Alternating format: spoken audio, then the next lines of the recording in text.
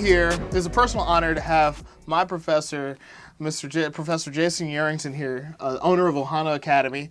And I'm going to just ask him a few questions about running a gym, some of the issues and the challenges he's faced, and the ways that gyms can overcome those issues as they come about. Thank you, Professor Yarrington, for joining. That was an honor, today. Really glad to be here, man. Yeah, so if you can tell everybody on the wide world web, about what we've got going on. What is Ohana? What is it? What kind of program we have here?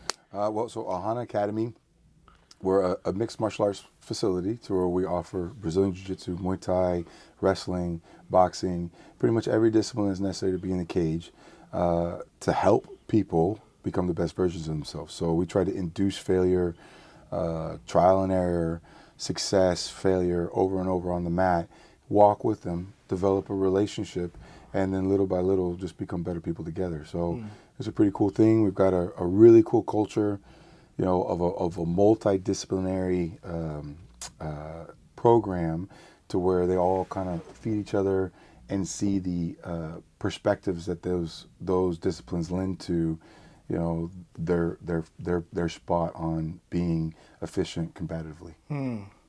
Yeah, I know from the beginning. I walked into this gym beginning of 2021, and it was a rough year. My mom died in January 2021. I'm so sorry. One of my mentors, he passed later that year, but I mean, it was a rough year, 2021. I came in, and y'all's motto is Ohana means family. Mm-hmm. And I've never seen a place like this that immediately it walks in. I trained at other places, not jiu-jitsu, but like other martial arts. And that's one of the first things that grabbed me. I was like, man, these people actually care about me. They actually care about my day-to-day, like how I'm progressing. Professor Manny, he's kind of my one-to-one professor.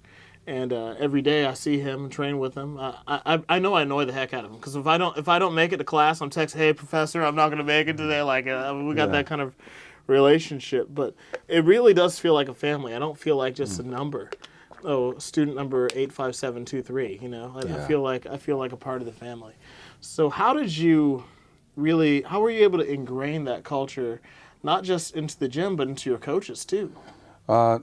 Love, sacrifice, grace, mercy, right? Yeah. I mean, but really kind of tracing it back, when you look at the Samoan culture and you look at what Ohana means, in America, the term family doesn't necessarily have the same reverence that it does when you go to Hawaii or when you talk with guys from the Samoan culture. I mean, there's a good story someone told me is he went on a vacation to Hawaii, and he was in one of the local bar and grill restaurants, and it was like at 5 o'clock, right when like happy hour would start. They didn't call it happy hour. They shut the restaurant down and they say, hey, we're going to do Ohana. And all of a sudden, a bunch of strangers like had a more intimate setting, a more intimate deal.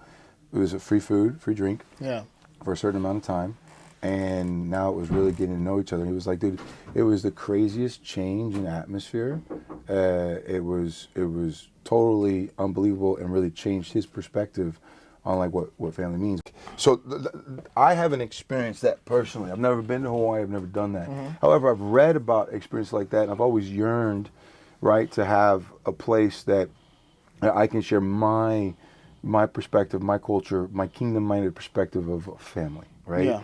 And I feel like that's so contrary to what most people experience, myself included, every single day, whether we're like going to school, going to work, or integrating with people. Is like this concept of Ohana is it's very amiss in today's culture in America. We try to change that a little bit. Yeah. So I was talking to somebody about this earlier. This is the only jiu-jitsu gym, MMA gym I've trained at. I did a little bit of Krav Maga, did some other stuff. But, I mean, the Krav Maga gym here is huge in San Antonio. But I've never done, like jiu-jitsu or MMA. And in this process, I've been meeting a lot of gym owners. And I've gone to a lot of gyms that are actually shut down or closed. Or they've changed ownership. Like, you'll go there and it says it's this martial art. And it's a completely different martial art when you get there. So what I've drawn from that is growth as a martial arts gym is difficult. Yeah. what are some of the things that you guys did to really overcome that? Because this place is not only a large gym, definitely the largest I've come across in San Antonio, but is also expanding. Like you've got multiple locations. So what was the key factor in growing like that?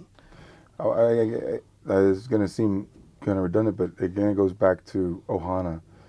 So anytime in business, any entrepreneur that ever launches an effort that is low obstacle deterrent for any of your customers becoming your competition, it is so easy to allow fear, negative perspectives to penetrate the relationship between customer and person, or employee and owner.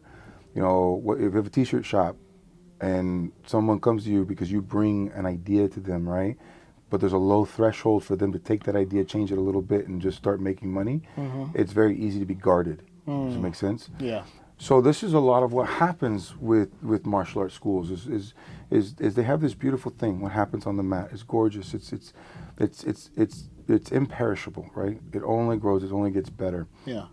There are some things that can ruin that, but for the most part, a lot of schools do a good job of keeping that pretty solid. The part that gets difficult is eventually when you're walking in a relationship with people, there are going to be bumps in the road. There are going to be differences, whether politically, ideologically, spiritually, emotionally, right? And at these things, once a person has walked far enough, what's to stop him if the threshold is low enough and he knows all that you know, right? Yeah.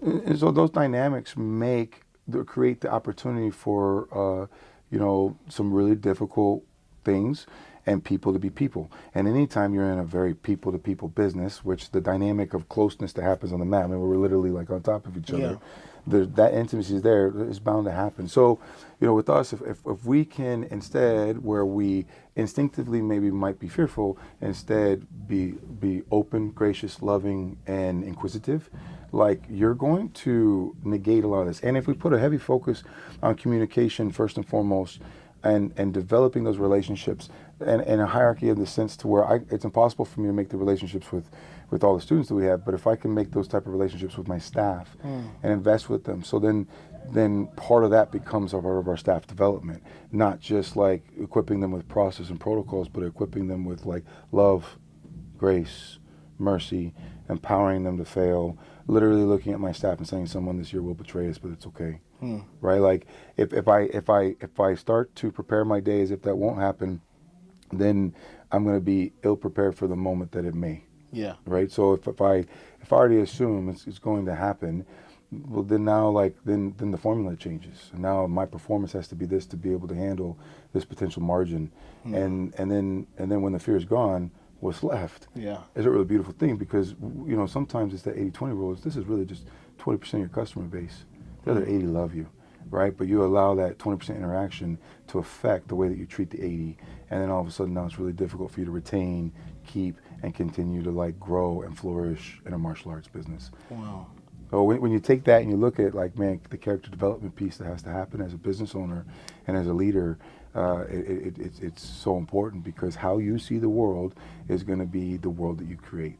And the perspectives through the interactions you have with the people become so important. That's good. So, as having started out at a small location to having grown to larger locations, are there any consistent pain points? Construction. But like as far as growth or retention, or really any pain points that stick out, like this is something that hurts, is frustrating, is a constant bug in my side. What are some of those pain points that stick? Knowing what you don't know. The cost of wisdom is so painful. It sucks because you didn't know it. You didn't know you needed it. And when you do, it usually sucks. And there's been so many scenarios, so many stories I could tell you that are like unfathomable probably to some people that will listen to this, but we didn't know. And so you gain that wisdom, but then you need to be held accountable for what you do know. Yeah. Right? And so that I think is the hard piece. But going from one spot, making the change to a bigger spot, taking on like construction responsibilities when you know nothing about construction. You know, like Yeah. now all of a sudden, well, now we do. Now we have some people through the failures, but those cost a lot, and then that hurt, right? You know, Stone Oak was insanely expensive, and ended up like we still all that stuff is still there, and you don't get that money back. But you have that lesson. So then when you go in the other one, you know, the stuff that we're going through right now with South is painful, but it's also been really, really mindful, and there's a lot of good that's come through all those failures. So, you know, just trying to keep the head down and push through it. But knowing what you don't know is like one of the most painful realizations that happen in this business too. That's something that David spoke to me about.